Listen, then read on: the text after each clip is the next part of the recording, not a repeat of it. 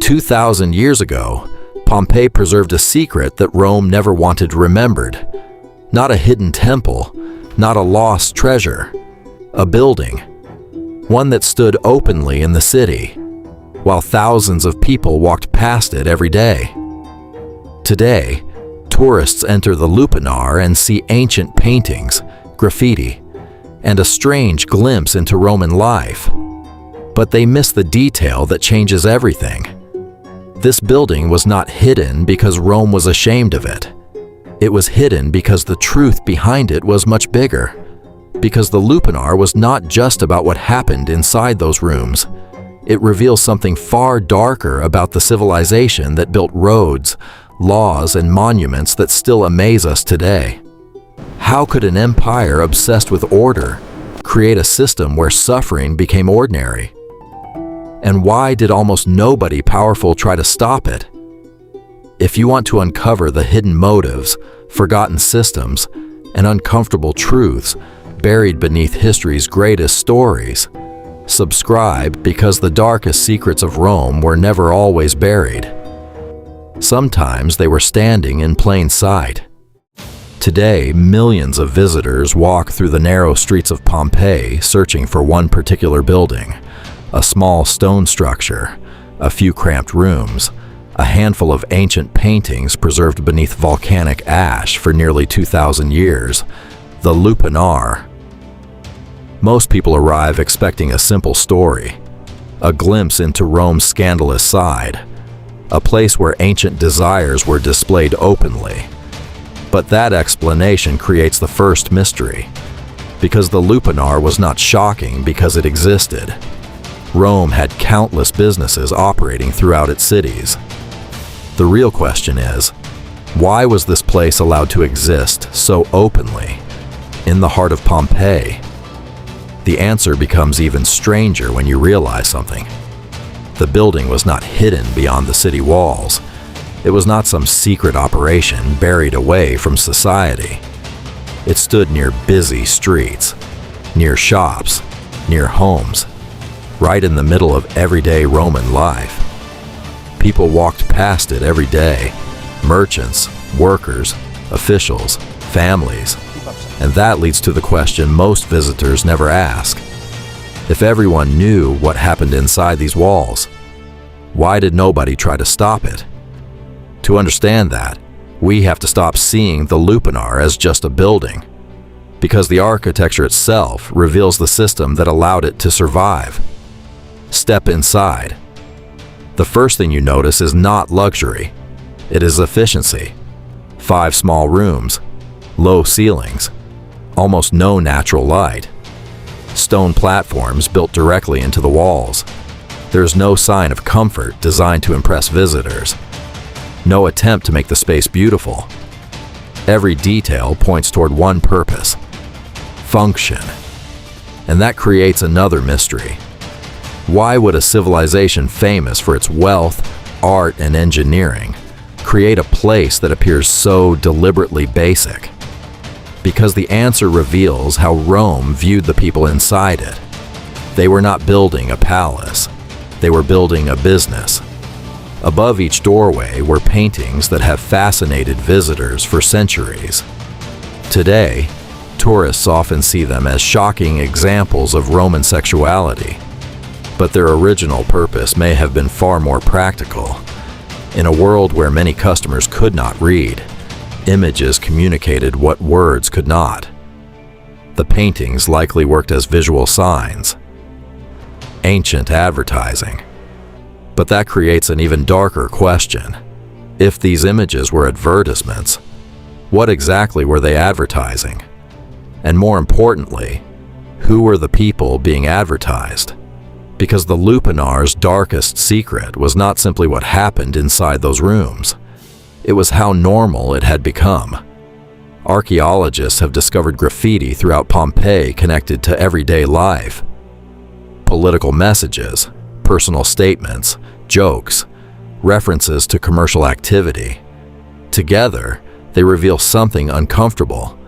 This was not an industry hidden from society. It was woven into society. And that changes the entire story. The Lupanar was not just a place. It was the final point of a much larger system built around status, ownership, and power. Because many of the people working in establishments like this were enslaved individuals whose legal position left them extremely vulnerable. They were not simply workers in a modern sense. They existed inside a society where human beings could legally become property. And now the mystery becomes much bigger than one building. Because a place like the Lupanar needed something most businesses need: a constant supply. A supply of people who could be controlled, people who could be bought, people who could disappear into a system that barely recognized their humanity. So the question is no longer just, what happened inside Pompeii's darkest building? The real question is, where did these people come from?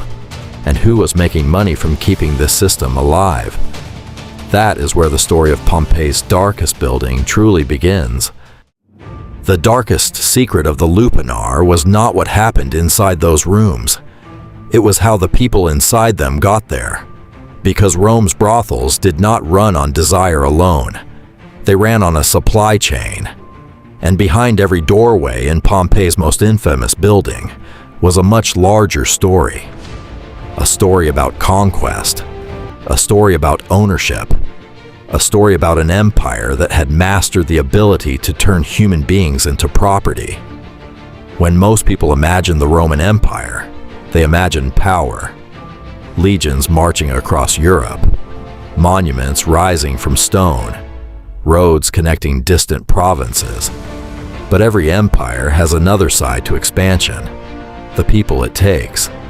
Because when Rome conquered new lands, it did not only bring back gold, weapons, and territory. It brought back prisoners, thousands of men, women, children, people who had homes, families, names, until the moment Rome decided they were something else. They became slaves, not temporarily defeated enemies, not prisoners waiting to return home. Property, a person who could be bought, sold, inherited, given away. And for some of those people, the journey eventually ended inside places like the Lupanar. But here's the detail most people never consider. The Roman slave trade was not a hidden criminal network operating outside the empire. It was the empire. The same civilization that built courts, roads, and public monuments created laws that allowed human beings to be traded openly. The system did not survive because Rome failed to control it. It survived because Rome controlled it. Across the Mediterranean, war created a constant supply of captives. Roman armies returned from campaigns carrying prisoners from conquered territories. Pirates operating across the sea captured victims and sold them into markets. Debt could also destroy a person's freedom, forcing some into forms of bondage. Different paths, same destination. A marketplace where human lives were assigned a value. Imagine arriving in Pompeii after such a journey. You don't arrive with your own identity. You arrive with a price. Your name may be replaced. Your language may disappear. Your past may become irrelevant. The empire does not ask who you were. It asks what you are worth. And this is where the Lupanar becomes something far darker than a building, because the rooms themselves were small, but the system behind them was enormous. The walls of Pompeii's brothel were connected to battlefields thousands of kilometers away, to ships crossing the Mediterranean, to markets where people were treated like goods. The Lupanar was not the beginning of the story. It was the final destination of a machine that had already been running for generations. But there is an even more disturbing question. If Rome built a system that created this supply, who was actually responsible for keeping it alive? Because exploitation on this scale requires more than one person. It requires buyers, owners, officials, people who collect money, people who write the rules, people who benefit while pretending they never see what happens. Roman law made this possible through one devastating idea. A slave was not legally treated as a person with full rights. They were considered property, a possession belonging to someone else. And that single classification changed everything. A free citizen could stand before the law. A free citizen could make a complaint. A free citizen could demand to be heard. But someone classified as property existed in a completely different world. The tragedy was not only that these people were exploited, it was that the system was designed so their voices carried almost no power. The law protected ownership. The economy rewarded exploitation. And society learned to look away. Which brings us to the question that changes this entire investigation. The Lupanar was not hidden. The people inside it were not invisible because nobody knew they existed. So why did an empire famous for its laws allow a system built on human suffering to continue? Because the answer was not found inside the rooms. It was found outside them. Follow the money. And the story leads directly to the people powerful enough to stop it, but chose not to. The most revealing thing about the Lupanar was not what happened inside those rooms. It was what happened after the money left them. Because every transaction creates a trail. And if you follow that trail through Pompeii, you discover something far more uncomfortable than a brothel. You discover a system. A system where the people closest to the exploitation carried the shame, while the people furthest away often collected the rewards. That was Rome's greatest contradiction. It could condemn an industry publicly, while quietly benefiting from it privately. At the center of this business was a man known as the Leno, the manager, the person who operated the establishment. He arranged the workers, collected payments, maintained the building, and because of his association with the trade, Roman society viewed him with contempt. The law placed him under a social mark known as infamia, a permanent stain on his reputation. But here's where the story becomes interesting. The person running the operation was considered disgraceful, but the person who owned the property? That was different, because ownership created distance, and distance protected reputation. A wealthy Roman did not need to stand inside the Lupanar. They did not need to greet customers. They did not need to attach their name to what happened behind those doors. They only needed to own the building, collect the rent, and let someone else carry the blame. This was the hidden architecture of Roman exploitation. The person performing the work was visible. The person managing the operation was blamed. But the person collecting the profit could remain comfortably in the background. A villa owner, a wealthy investor, a respected citizen, someone who could walk through the forum with a clean reputation, while money from the same system flowed into their hands. And that raises a question. Why would a society obsessed with honor allow such an obvious contradiction to exist? Because Rome had learned something powerful.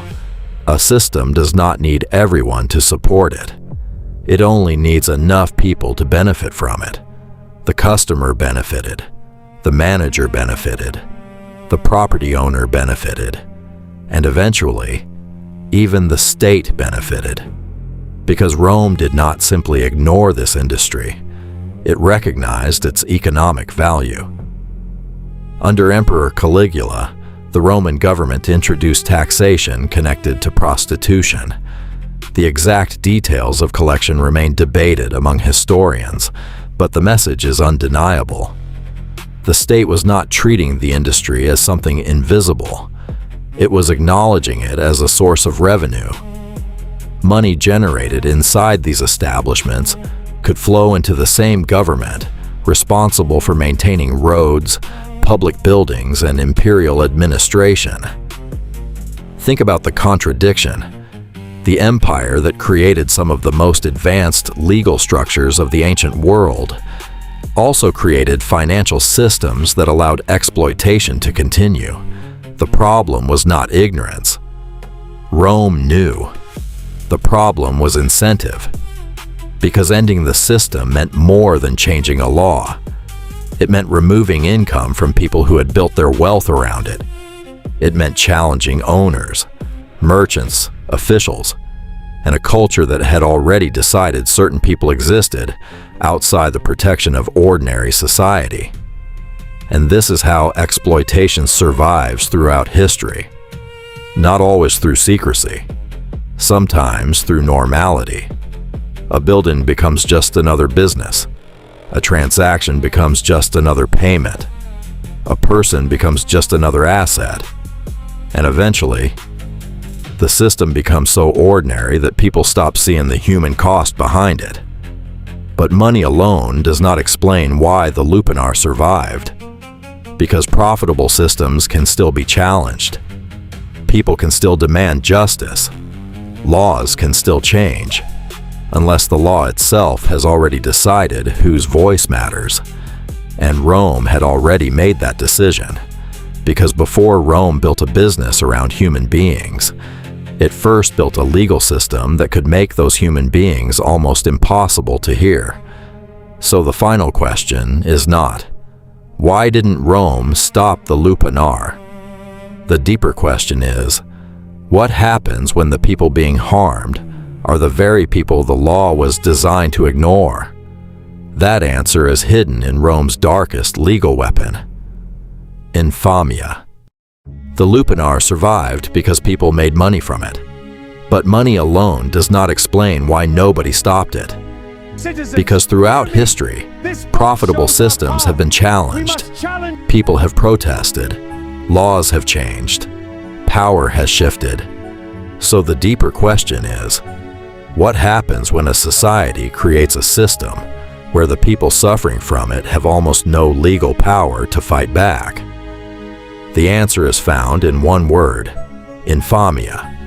To understand Rome's darkest legal contradiction, you have to understand what infamia actually meant. It was not simply an insult. It was not just a bad reputation. It was a legal and social status that could damage a person's standing inside Roman society. Certain professions and actions could place someone under this mark. Brothel keepers, gladiators, actors, and sex workers. These individuals were viewed as people who existed outside the boundaries of respectable Roman citizenship. But here's the contradiction. Rome was obsessed with law, contracts, courts, property rights, citizenship. The empire built a legal system sophisticated enough to govern millions of people across continents. Yet that same system created categories of people whose voices carried far less weight. The law did not treat everyone equally. It decided who deserved protection and who could be ignored. Imagine two people standing before a Roman court. One is a respected citizen. The other carries the mark of infamia. The first person has social credibility, connections, a recognized place in society. The second enters the room already carrying a legal disadvantage. Their words are questioned. Their reputation is damaged. Their ability to challenge powerful people is weakened before they even speak. And for enslaved people inside places like the Lupanar, the situation was even worse. Infamia was not their only barrier. Their entire legal identity had already been removed. Under Roman law, enslaved people were considered property, not citizens, not independent legal individuals, property. And that single idea transformed everything. A free Roman could make a complaint. A free Roman could own property. A free Roman could appear before the law. But someone classified as property existed under the authority of someone else. Their owner controlled their legal existence, their freedom, their future. This is what made the Lupanar more than a place of exploitation. It was a place protected by layers of legal silence. The person inside the room had almost no power. The person outside the room owned the building, and the law was structured around protecting ownership. But Rome's hypocrisy goes even deeper. The empire did not lack moral rules. It had many. Roman society placed enormous importance on honor, reputation, and family status. Especially for freeborn women, their behavior was carefully monitored. Their reputation could determine their entire social position. Yet the same society allowed freeborn men to visit establishments like the Lupanar with little comparable social consequence. The rules were not simply about morality. They were about status. They were designed around who had power and who did not. And this is the pattern that makes the Lupanar so revealing. Rome did not create a system where nobody knew what was happening. People knew. They walked past the building. They saw the customers entering. They saw the business operating. The uncomfortable truth is that the system worked exactly as designed. Because when a society removes the legal voice of the vulnerable, silence becomes automatic. No public debate, no meaningful challenge, no pressure strong enough to force change. The people most affected by the system were the people least capable of confronting it. And that leaves us with the final mystery. If Rome created the laws that allowed this system to continue, what did the people trapped inside leave behind? Because the Lupanar should have disappeared into history, forgotten, destroyed, erased. But then, a volcano buried Pompeii, and the disaster that ended the city preserved the evidence Rome could never completely hide. In 79 AD, Vesuvius buried Pompeii beneath ash and stone. But in destroying the city, the volcano preserved something Rome could never erase: the truth. When archaeologists uncovered the Lupanar nearly 2,000 years later, they did not find a hidden scandal. They found evidence of a system, a building operating openly, a business connected to everyday Roman life, a world where money moved easily, but the voices of the people inside those rooms disappeared. The walls preserved the paintings, the graffiti, the layout, the transactions, but they preserved almost nothing from the people who suffered there. And that absence tells the real story. Because the darkest part of the Lupanar was never the building itself. It was the society that allowed it to exist. A society powerful enough to build roads across an empire, advanced enough to create complex laws, organized enough to govern millions, yet still willing to create a system where some people had no meaningful way to be heard. Rome did not fail to notice the Lupanar. Rome noticed. Rome regulated it. Rome taxed it. And Rome allowed it to continue because too many people benefited from the system. That is why Pompeii's darkest building still matters today. Not because of what happened inside those rooms, but because it reveals a pattern that appears throughout history. When profit, power, and convenience become more important than people, injustice does not need to hide.